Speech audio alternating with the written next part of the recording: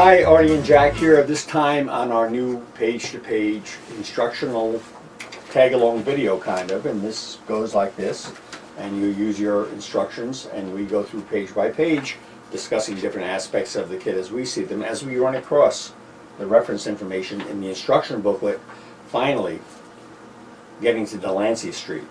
Now, we promised you this video a little while ago, but it takes a while to get around to these things, and we have one common video. All these buildings, well, most of them share the aspect of dealing with brick surfaces, and that's a separate video because it's such a common core kind of situation. But this video is going to be the first building addressed in the booklet, which is, which one, Jack? First one is Ricketts. Rickett. So, getting you ready for page to page, Delancey Street, and we're going to do that in just a second. Okay, we're going to start with the Delancey Street right here at the instructional manual. The instructional manual for this is about 76 pages long. And quickly, if you were to go through it with us, the pages are not numbered, by the way. In the future, we will consider doing that. They are stapled together sequentially. The first page here simply shows the diorama of the kit and gives you some background information. Second page, little hints, little scenic ideas, give you an idea of layout, should you want to do it our way. Third page, important, in addition to the informational booklet here, we're going to have videos, which is what we're doing here. Also, there were additional pouches of details included with the kit, such as fencing and manhole covers and so on. You'll see that. Okay, then we have a blank page, and again, another reminder about this video that we're going to be doing here. And this is all before we actually hit a kit. There's a lot of simple general techniques, such as how it's broken into several plastic pouches, basic building techniques and observations as you go through this, flipping more general building notes, painting and coloring, loading docks, things like that. And then finally, Jack, this is where you come in, starting with Ricketts. Now, Ricketts is this building here, which is the taller concrete masonry building. And I don't know what page this actually falls upon, but it says starting with Ricketts. And this is where Jack is going to get very specific. And this specific video is not how to build all of Delancey Street, but focusing on Ricketts. So follow along with us in the booklet, especially with Jack. And we'll discuss anything that maybe we overlooked in the initial booklet that might need some clarification and enhancement. Okay? Jack, you got it. Hi, this is Jack at Bar Mills, and as already mentioned, we're going to start with Ricketts, which happens to be this building. You can see right in the picture here. And on the top of the page, it says starting with Ricketts, and it gives a little information on how he named it and things like that. A couple of photographs. The next page over has some more photographs of pieces and how it goes together, and some of the little marks on the back of the things and things like that. Just little hints and tricks on that page. Then we go to the next page, which is the part numbers, which shows you all the sheets, where each of the pieces, what sheet it's on, what it's made of, doors, windows, all things like that. There's 2 pages of that. So we'll actually go on to 2 pages that shows the windows and the stairs. And you can refer back to those when you're looking for parts and trying to find pieces that they're all numbered. So in the drawings and in the pictures, they're all numbered, so you can refer back to these where to actually go and get them for your particular. So the next one, it talks about prototype building. We're not even going to go into it because it's just read it and it's information. And then it says, let's get started. So they're talking here with interior bracing. Interior bracing is a must. You need to do it. These buildings are made with paperboard that is a little bit, needs to be stiffened, so the bracing is very important. Should be in all your buildings anyway. And if you notice, the next page after get started, it shows interior bracing. You want to make sure you adhere to all the setbacks dimensions on the edges here that show you back and forth on all the pieces to make sure those setbacks are correct, so when you put the building walls together, they will actually meet and not the bracing will not interfere with each other. So once you've got your walls all braced up on the back side, then you can move on. And it shows you the next is the storefront. which is made up of 1, 2, 3, 4 pieces. They're made out of laser board, and you're going to lay them each up. You want to go in the order that they tell you, so it'll come out right. It is self-stick, Jack. So Yeah, it's, they're self-stick. You want to pre-paint them. If you want a multiple color front doors and windows and things like that, then you need to paint each layer the way you want it to show, or paint it all one color. we painted it all one color. Yeah, yeah, and you want to paint it ahead of time. It's too hard later on, and when you start putting the window acetate in there, it's going to get in the way of painting. It's just much easier to do it ahead of time. There's a piece. It shows you in that layup the window transition signs, and there's a small piece of acetate that goes between the first number 7 and number 6, which is the first layers, and then behind 6 you're going to put that sign. Actually, it's a transom signs that show through the windows. Those are printed up and they're in the booklet here. You're going to cut them out and you're going to stick them right in between the layers. And then you're going to put 7 to 8. And then the last layer is number 5. And that when you see it, you're going to say, oh, that top sticks up a little bit. Don't worry about that. That'll allow you to hold the front storefront into the front of the building. That'll give it some, you'll see later on, but it's it can be a little discerning when you do it. You say, oh, it sticks up too high. You want to make sure that it's registered across the bottom, always across the bottom of those 1, 2, 3, 4 layup pieces. You should always test fit these first, obviously without the sticky peeling back off yet, but you can hold them up against each other for a good idea where you're going with this. Yeah, and in this one also it shows you a little picture below that shows it with the corner posts. Those corner posts are going to be from top to bottom of the front, so don't put those in yet. They're going to go all the way down the side, and as we go along we'll show you what we mean. Let's turn the page, as we say, and we're going to go to the front assembly. We're going to do the wall, and the wall has a bunch of pieces that are layups on them. There's a cement comb on the top with some a date and some frilly stuff on it, and then the combs that go in below. Depending upon what you want to do with your coloring, we made them a cement color, so the front looks like it's a cement building, but you can do it in different colors if you'd like, but we like the common color that worked out pretty good, and then just weathered it with some weathering chalks or ink and alcohol to bring out the detail. But this was all laid down flat, painted, and the Right. windows were inserted later, which is why even on our model you'll see they were contrasting color. Yes. I'm going to build up my whole front. I'm going to build this whole front up as one piece before I even put it into the building. It's going to be laid up flat. It's so much easier. It's easy to install your signs and everything. These two vertical corner posts here, they go from all the way to the top right to the bottom, and they'll leave them a little bit long, and then you can trim them off once you slide the storefront in. It's just much easier that way, and then trim them off at the bottom. You can see in the next picture, it'll show you how the storefront aligns up with the two corner posts, and it shows you from the rear. It shows that overlapping piece that sticks up a little bit on your top piece, and that allows the two to get a strength between the storefront and the front of the building. Window assemblies. These windows here are made up of 2 pieces. We have a half top and a full top, a full piece and a half top that looks like the windows can open and close. So you're going to put those two together, and then you're going to insert them into the wall. You should paint these first. Paint these first, it's so much easier.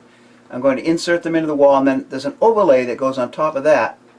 And I painted those all the concrete color, and then I went back and just touched up the edges where it came around in contact, but not with the top cornice pieces. I want to point out one thing, Jack. The windows actually, the mullions are 3 pieces. 3 pieces. Because the larger piece, we layer 2 pieces which are self-stick atop of each other before painting them, simply to give them more strength because they're very fragile, and we want to make sure they go in there very rigid and don't have a wavy look to them, so we doubled the thickness on those. Right. Yeah, and that will, what I did is I put all the mullions together and then painted the mullions, and then I put my acetate on after that. and then by putting in the overlay on the front, we then went back and just painted around the very edge of it to match it to the window. Now this was all done with this wall laying flat We're on, still on flat. your work surface. Yeah, we're still flat. We're not going to put the walls together. I'll tell you that later on. The next thing we added was this cornice type on the top here. It's just a very fragile piece, so take your time and go easy with it. It's made up of two little pieces. We painted it the concrete color to match the rest of it, and it just kind of blends in with the whole concrete looking front. The other thing we have here is on the top of the corner post is Finials. It's a square block. You'll see, you can find it in the parts list. That's your part number 40. Yeah, and then a common pin with a little round head on it. And we actually cut those down and drilled a hole in the middle of it and sent it right down into the post, and it gives a nice finale at the end of each of those corner posts. The last thing to do really on this front wall is to make sure that the corner posts end exactly at the bottom of the building, so they're Right, even with the storefront. You're going to trim them up at the bottom, sand them off just a little bit so they're nice and flush on the bottom. And what you're going to end up with is you're going to have one whole piece. The only thing left to do here on the front that I did while it was still laying on, it was put my signs on. And if you look a little farther on in the book, there is a sheet of signs that have all the signs on it.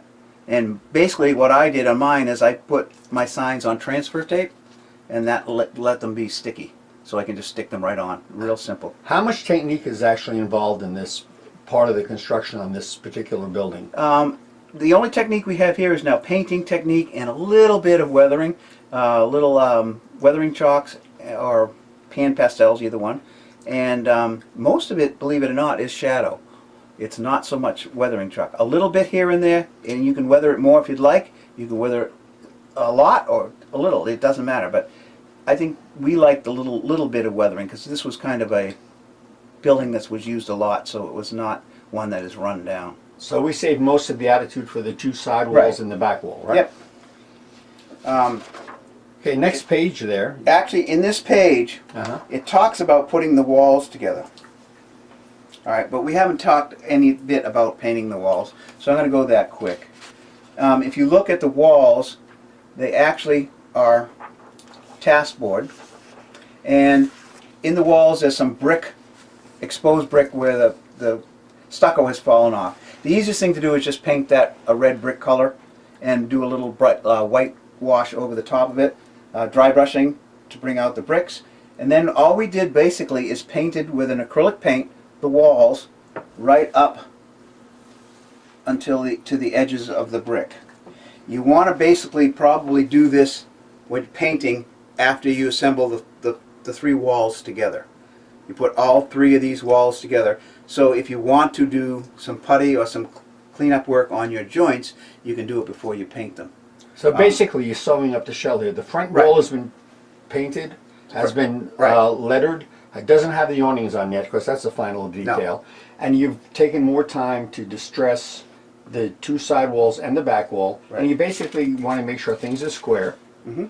And of course we'll have to add on the staircase, but that'll be in a moment. So basically at this point you're dealing with an entire footprint of the kit. So at this point we're going to take a moment, and we'll be back in a second and talk about what's on the bottom of the page that we're on, and it refers to the side porch assembly. So 1 second from now we'll be starting that as well.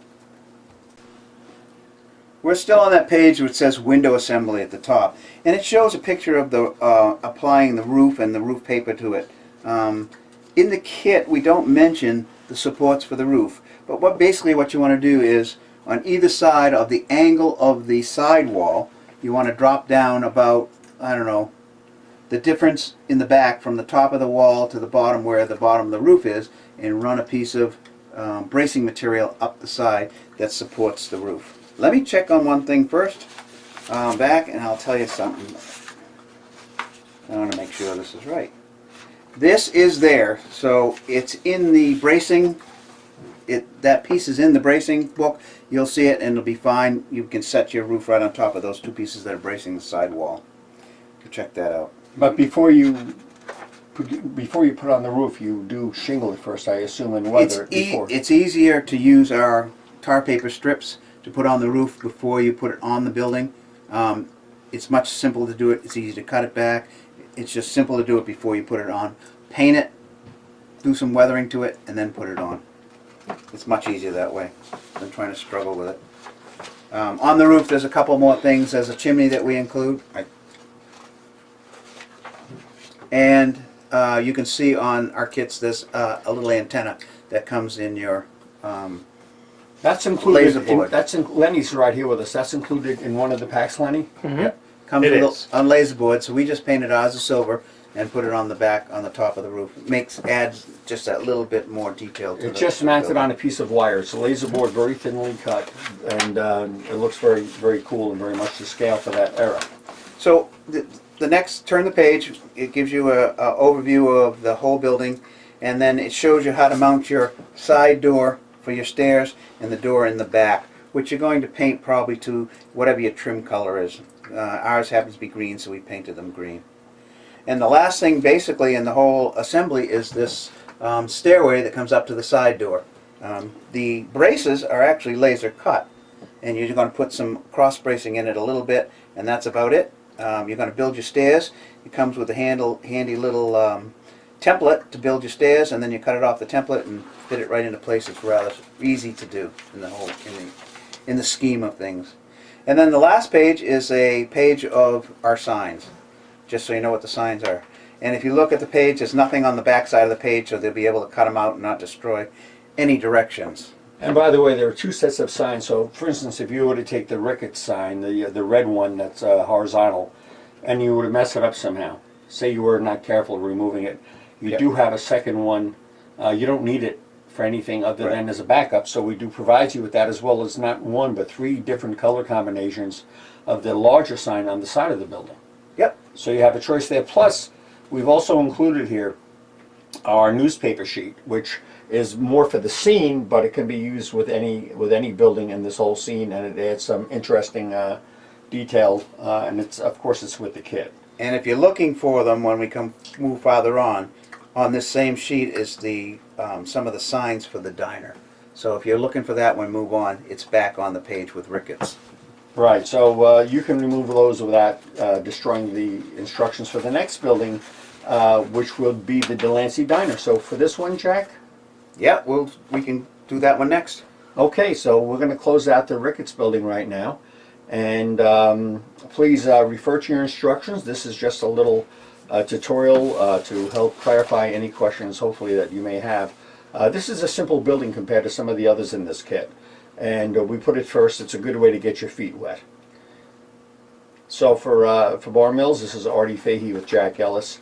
And this time until next time, when we'll catch up with the next part of Page to Page with Delancey Street.